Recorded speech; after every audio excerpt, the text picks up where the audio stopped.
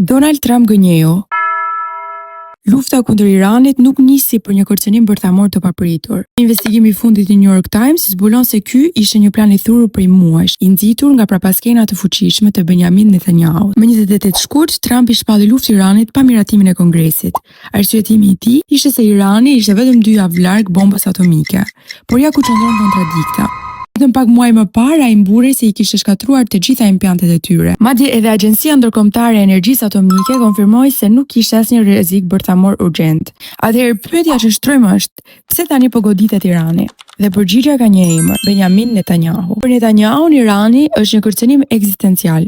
I gjendur nën presionin e sondazheve që e nxirrnin bombës në Izrael, atij duhej një goditje finale. Dhe kjo goditje ishte vrasja e Ali Khamenei. Ndërsa Irani besonte se negocionte një marrëveshje paqeje, Washington po hartoi planin e vdekjes.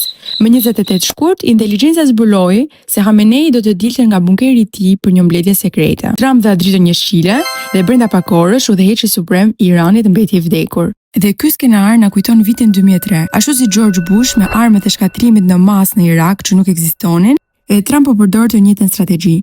Qëllimi nuk është thjesht armatimi, është kontrolli i naftës iraniane dhe goditja e Kinës, blerë si kryesor i kësaj nafte. Një lëvizje shahu për të dobësuar rivalin kryesor ekonomik të Amerikës. Trump e shet këtë si një luftë për demokraci dhe liri. Por historia na ka mësuar se ndërhyrjet e tilla rrallë sjellin paqe, përkundrazi, ato krijojnë vakum pushteti dhe radikalizëm. Trump thotë se gjithçka do të përfundojë për disa ditë, por nëse e shohim historinë, ai po gënjen përsëri.